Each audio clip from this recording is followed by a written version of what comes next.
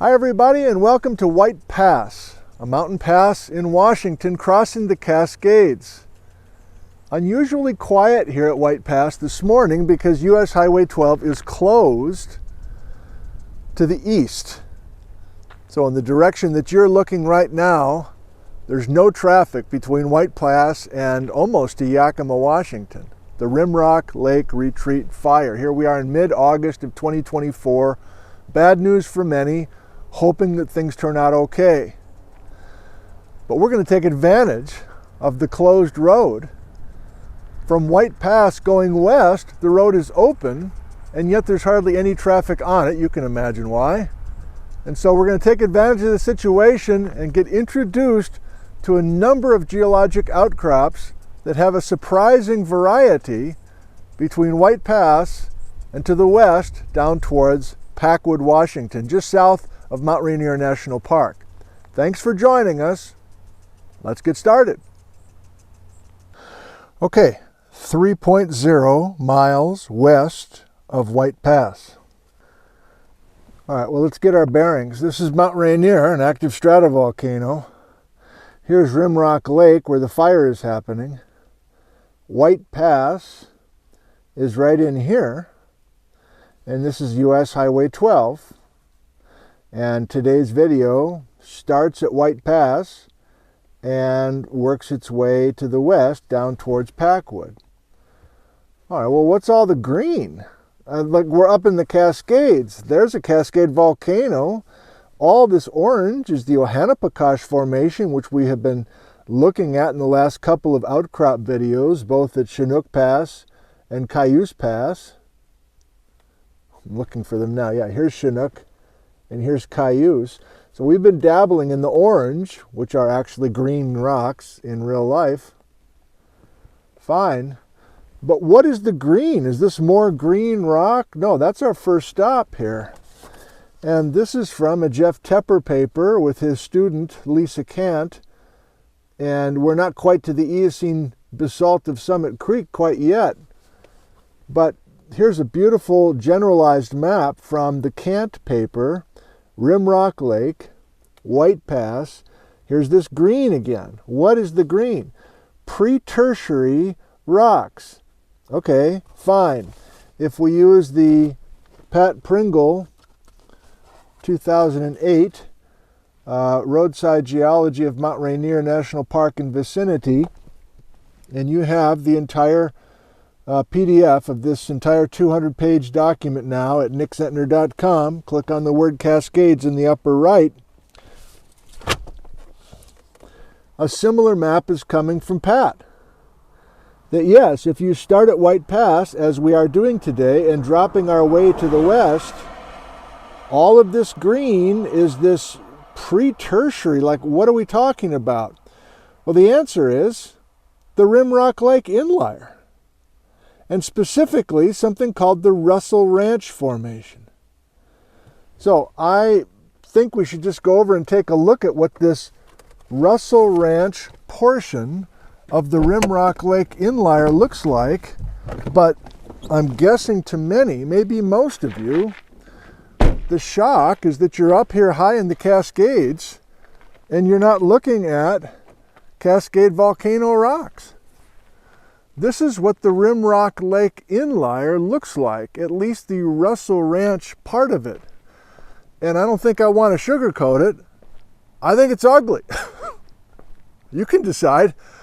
But to me, complicated, sheared up rock like this is something I want to run from as fast as possible. Because I don't know how you're supposed to work with this. What are you supposed to do with this stuff?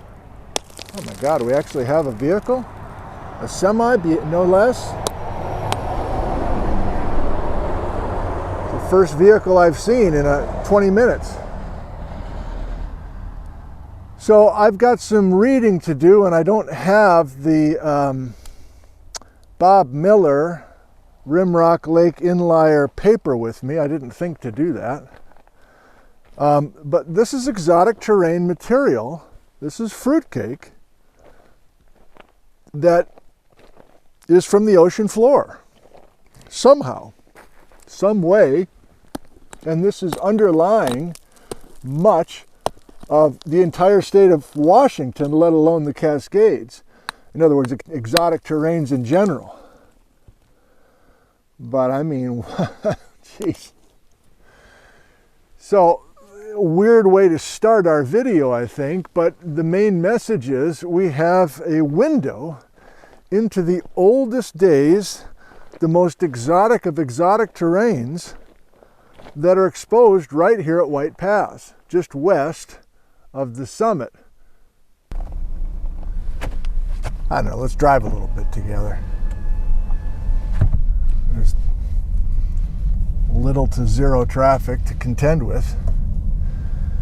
And I think if you know this area just west of White Pass, you are familiar with a rather popular place to pull over and get a stunning view of Mount Reineer. And that's coming up here on the left. And I doubt there's anybody here because we're socked in with clouds today. But my point is, right here by this Reineer viewpoint is essentially Rimrock Lake inlier, Russell Ranch formation, exotic terrain material. Yeah, you see here? Oh, we can pull in if you, we don't have to pull in. Scenic view, blue sign. You know, on a clear day, this is jam-packed with folks taking photos of Reineer, but we're not doing that today. So yeah, there's more of it here. Oh, that looks like there's a, I'm not going to say it's more attractive, but there's a maybe more representative outcrop of Russell Ranch here. Again, we're back in the age of the dinosaurs. We're 160 million years ago plus. This is an ocean story. Yeah, I should get out here. This is good.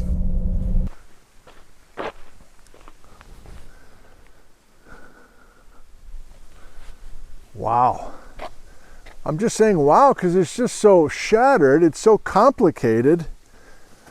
So, are you hearing me? Message number one from this video is that even though we are at White Pass, high in the Cascades, we are not looking at Cascade lavas.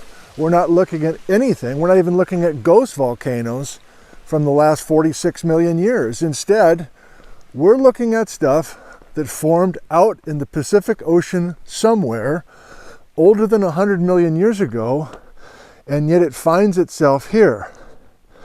And why is exposed at the crest of the Cascades if this is the oldest stuff? Shouldn't this stuff be down deep beneath the Cascade volcanic arc? Well, I think we have a structural folding, a broad anticline here high in the Cascades to flex up this oldest stuff. You know what an anticline is. So if you fold, compress the crust, and take all those geologic layers, take that birthday cake and warp it up, you're going to get the lower part of the cake to be exposed in the middle of the Cascades.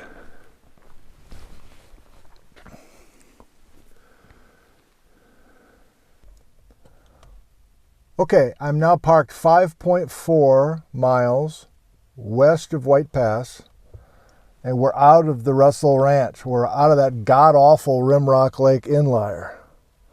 But before we leave it mentally, here's a little bit more from Pat Pringle. The Russell Ranch in the Rimrock Lake inlier mostly consists of sheared, fine-grained oceanic sedimentary rocks that were buried and weakly metamorphosed. The rocks include argillite and arcosic sandstone along with tuffs and radiolaria cherts. The argillite's highly shattered. Paul Hammond interpreted this shearing as a result of faulting along the western margin of the Rimrock Lake inlier. Okay, good riddance. We're done with you for a while. But now we're in this really unstable area where the outcrop actually has a net over it, and the road is funky because of all sorts of problems, and we're up against something else. What are we up against? Well, we're up against the basalt of Summit Creek. So this is from the Jeff Tepper paper and his student Lisa Kant, 2018, And you can see those blue dots along the road. We're out of the green. We're out of the green and we're into this red. Volcanics, the basalt of the Summit Creek. And here's, so we're near milepost 146. I promise we're going to look at the rocks in a second. Steeply dipping beds of the Summit Creek sandstone that overlie the shattered and smeared argillitic rocks of the Russell Ranch. Arcosic sandstone. Summit Creek rocks are older than 36 million years. That's a fission track age. That's before Jeff Tepper did his work with his student. On unnamed volcanic rocks below the sandstones. Some are intrusions into the Russell Ranch. Well, here we go. Voila! Enter Jeff Tepper, University of Puget Sound, along with his student Lisa Kant, Mike Eddy, you know him, Bruce Nelson, I don't know him. And the early Eocene was a time of tectonic reorganization, widespread magmatism. Come on, man, this is Chalice volcanics now, the Chalice magmas. And Jeff has a date and a new name, Basalt of Summit Creek, 48 million years old. Lavas that erupted on land, not in water. Cut to the point. The point is, this is one of Jeff Tepper's break-off magmas that we've been talking about. Let me flip you around. It's almost like I had this planned. I didn't, but it's almost like I had it planned. I was up here looking at these outcrops in the Cascades. Then suddenly I left to go to Idaho, right, with the programs, not literally, another car. And I was flirting with a bunch of stuff pre 53 million years ago. Just did a live stream yesterday with Jeff Tepper and Rich Gashnig. And now here I am on a Friday morning back up here in the Cascades. What's the tie? The tie is, if you saw that program, Jeff Tepper has break number 1, 60 million years ago, someplace east of Washington, maybe Idaho, more likely Montana. And Jeff Tepper has a second break of the Farallon Plate, 48 to 49 million years ago. And what's his evidence? Bimodal volcanism in a linear trend, a northwest-southeast linear trend through the frickin' Cascades. This is one of the lavas. This is one of the units, the basalt of Summit Creek, that ties in beautifully to this second break of the Farallon Plate before we actually start the Cascade Volcanic Arc. Daddy's excited. So Tepper in this paper with his student Lisa says, yeah, we've got all these Chalice magmas. We've got the 52 to 44 million year age sweep, northeast to southwest. But Jeff Tepper says, if you look at some of these units, the Teanaway Formation, the basalt of Frost Mountain, which I still don't know much about. Now today, we're at the basalt of Summit Creek and a few other things. Oh God, what is that? The Barlow Pass volcanics, the Mount Pilchuck Stock.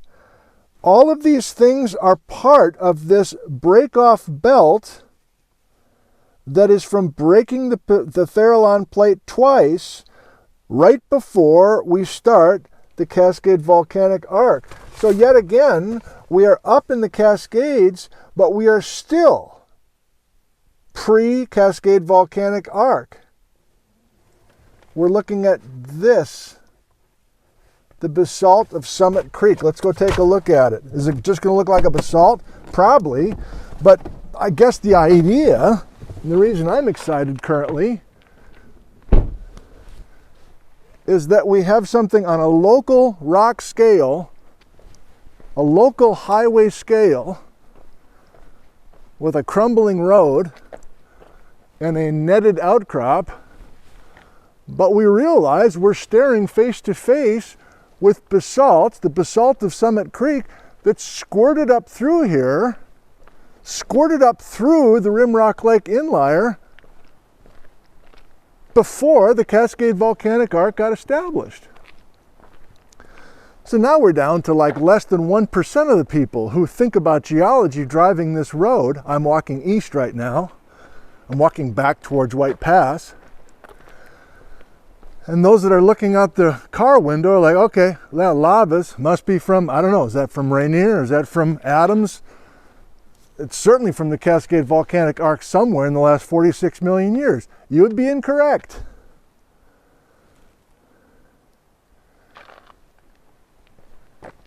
Because we're 48 million years old. We're before the Cascades get started.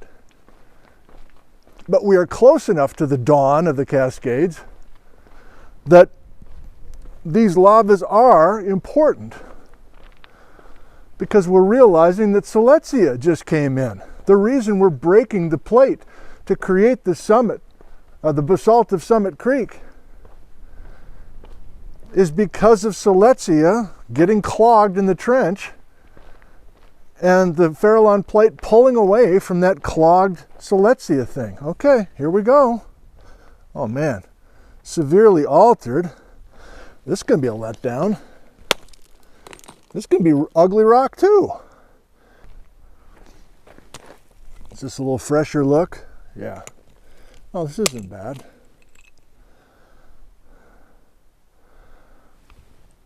Crystal rich basalt of Summit Creek.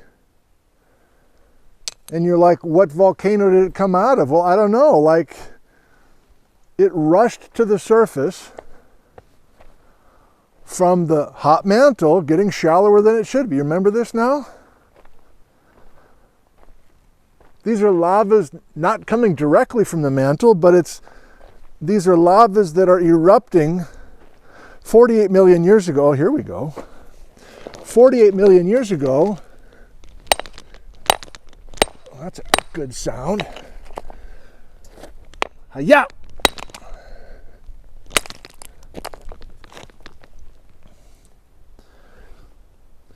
These are lavas that are coming to the surface triggered by hot mantle at shallow levels.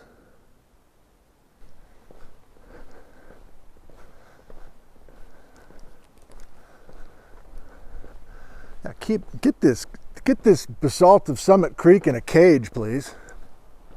Net it up. So Tepper sampled here. And maybe this became a very, oh wow, another vehicle.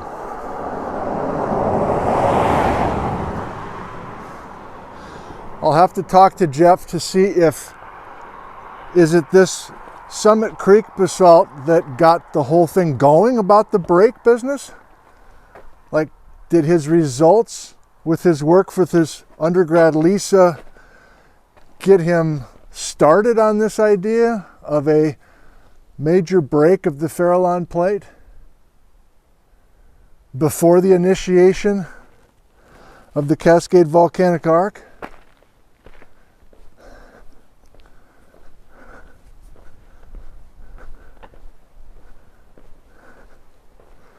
Okay. I have seen the basalt of Summit Creek in the most convenient place to see it.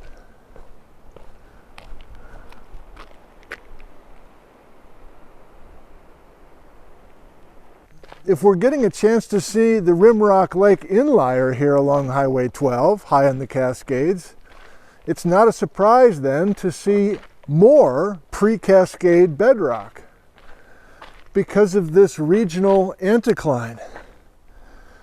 This regional anticline, the Cascades have been arched up. The bedrock that should be down below the volcanoes of the Cascades have been squeezed and arched up. And some places have been eroded away completely. There were probably a bunch of Cascade volcanoes and piles of Ohanapecosh and other things that should be here, but they've been stripped away. So that the basalt of Summit Creek and the Rimrock Lake inlier are now exposed at the knuckle. Does that help? I don't know if I feel like writing poetry about this outcrop either. I think it's still pretty damn ugly. but I'm excited because I can see the regional significance of the basalt of Summit Creek. All right, 7.3 miles west of White Pass. And I just passed mile marker 144. So using the Pringle road guide, White Pass is around the corner. Here's the Rimrock Lake inlier. Here's mostly the basalt of Summit Creek. So we jumped from more than 100 million years old to 48 million years old. And I'm going to get out here. We might see some sandstone of Summit Creek as well. That's the TC. And then we're into some younger stuff, maybe one or two stops as we head down towards Packwood. Here's the junction with Washington 123 and Mount Reineer National Park. I didn't plan it, but I happened to bring this.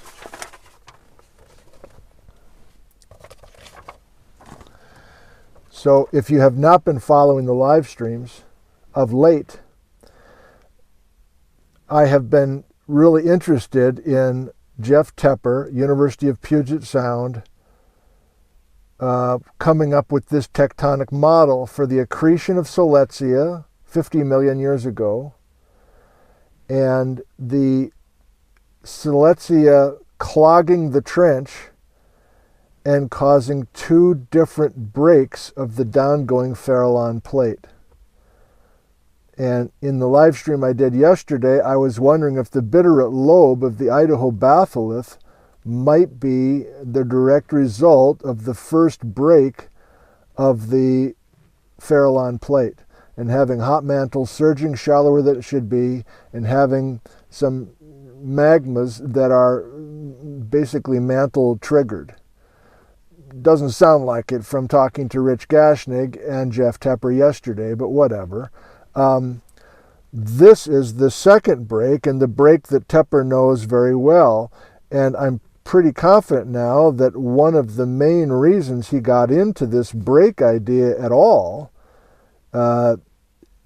immediately after the docking of Siletzia, is the basalt of Summit Creek. So it's not just the basalt here today that we're looking at along Highway 12, but it's others as well in that breakoff belt. But bimodal means we either have basalts or rhyolites and nothing in between, and we got the good old basalts here.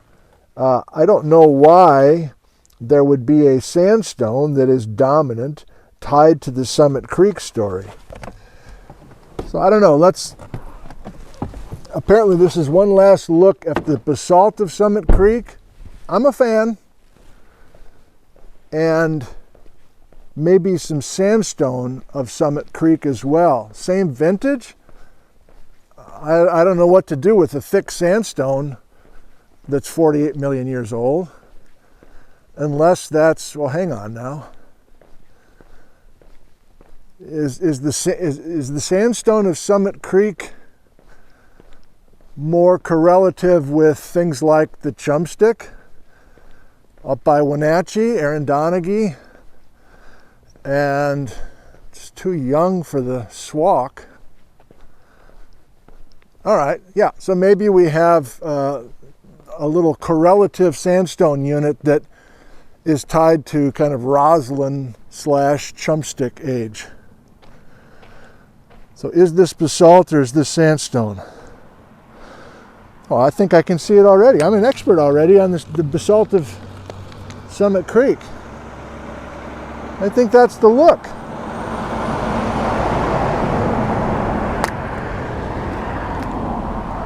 Oh, wow, I'm surprised. We got more and more traffic now. I promise not to comment on that again.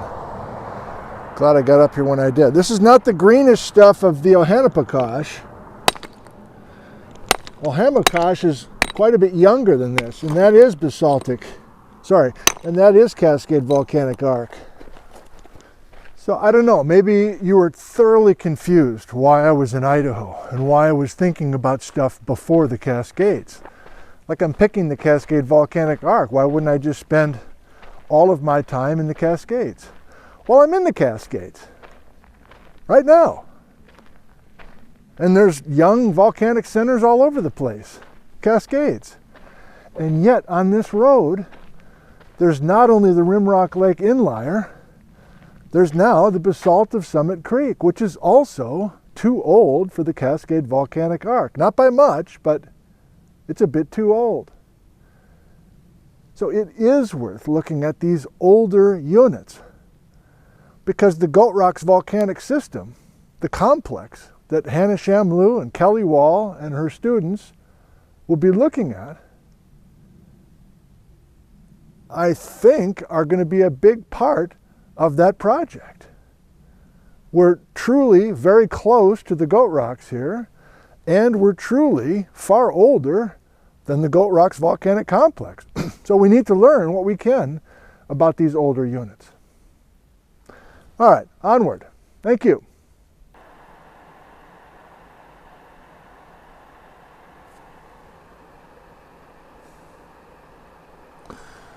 All right, 7.8 miles west of White Pass. And I think I just passed this. This is from Noel Campbell, 1975.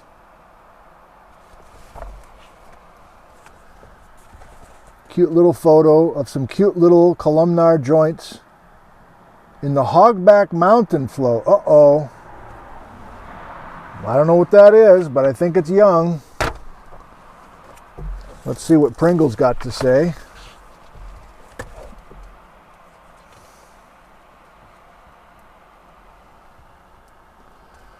Columnar Hogback Mountain, olivine basalt, north side of the highway. This flow originated at Hogback Mountain, about 8 miles to the southeast of here. Clayton estimated, using potassium argon, which people don't use that much anymore, that it's 1.53 million. I'm sure we can get a better date.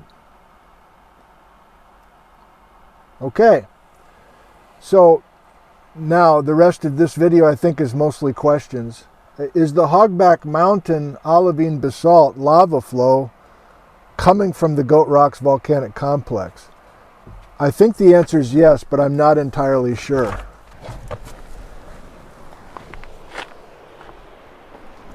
So we're out of the summit, basalt of Summit Creek. That's cool. I don't know what that is. Looks like a rhyolite to me. Does that look like a rhyolite to you? Is that really coming from here? Maybe it is. I don't know. Let's go up and see these columns. Yeah. Columnar basalt. It's almost like I'm in Drumheller channels with Tootsie Rolls and dropping a rock hammer down the crack and all that, but I'm not. These are baby columns.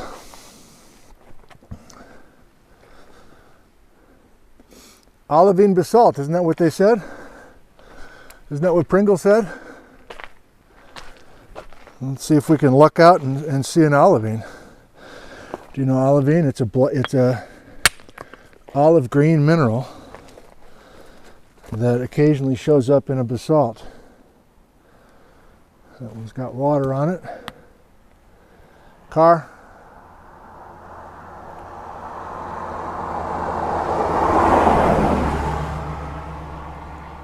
Use my nose for focus.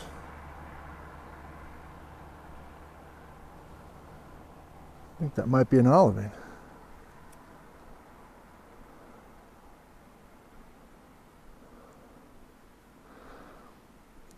Those kind of golden, you can maybe talk yourself into green. I think those are the olivines.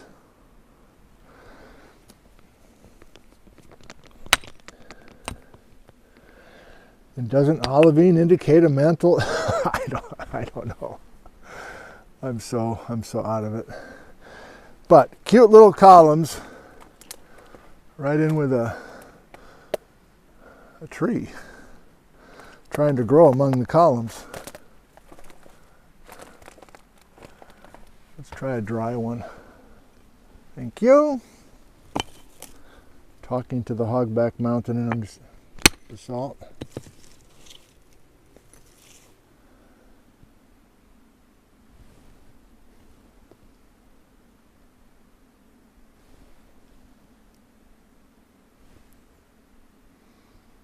Well, they're not beautifully obvious green, but I think those are the olivines. I'm sure you'll correct me if I'm wrong, which is fine. Okay, you can imagine how tricky this would be with tons of truck traffic. But on a day like today,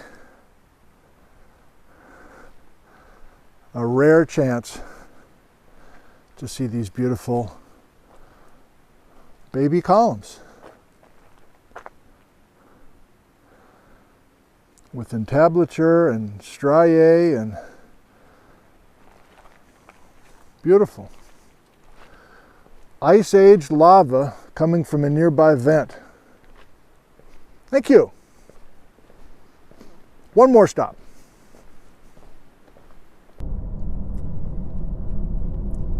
So we're going to finish this video today driving west. We're not going to go all the way to Packwood, but I know that I want to stop finally at a favorite little viewpoint that, unless you're looking for it, I think most people blow right by it.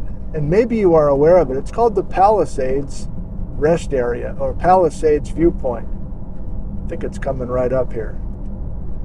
You can decide if it's signed carefully or not, but to me it always feels like you just miss it.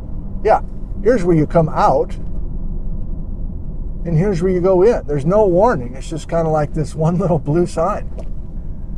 But if you're unaware of it, it's cute, and it's usually not jammed with people, I think in part because it feels like kind of half of a secret. Gifford Pinchot National Forest. Of course, there's people here. Ah, but it's a Forest Service guy. Of course he knows about it. Well, let's finish the video here. I've stopped here for years. I never really realized there is a connection to the Goat Rocks volcanic complex, but I'm pretty sure there is. So here's the Palisades. He's kind of showing it as a Palisades lava flow. Maybe that is the way to portray it. But Goat Rocks volcanic complex is down here to the south. And we're finishing this video right here, but let's read what Pat has to say about this spot first. Palisades Rest Area. Here are some spectacular columns in the Clear Fork Dacite, an intercanyon lava flow of Ice Age from a vent near the Goat Rocks. Clayton dated the Clark Fork flow at 0.65 million. Now I'm guessing Kelly Wall has a better date, and maybe the new team has something to do as well. Okay, let's go look. Let's see if you like it.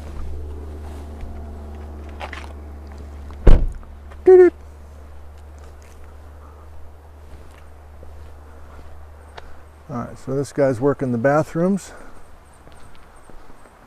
A couple picnic tables. Little geology kiosk.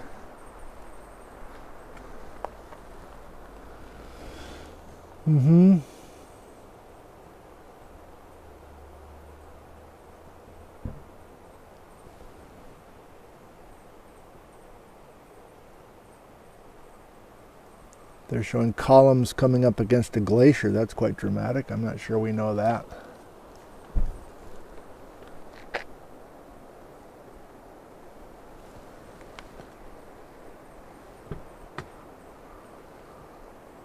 Dacite lava with beautiful columns, much bigger than the baby columns we just saw.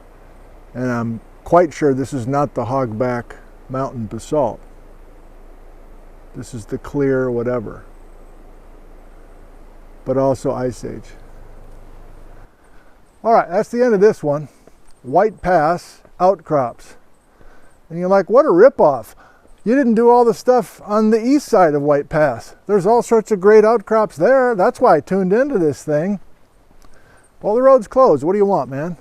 When they reopen the road, I suppose I'll come back up and work the area between White Pass and Rimrock Lake.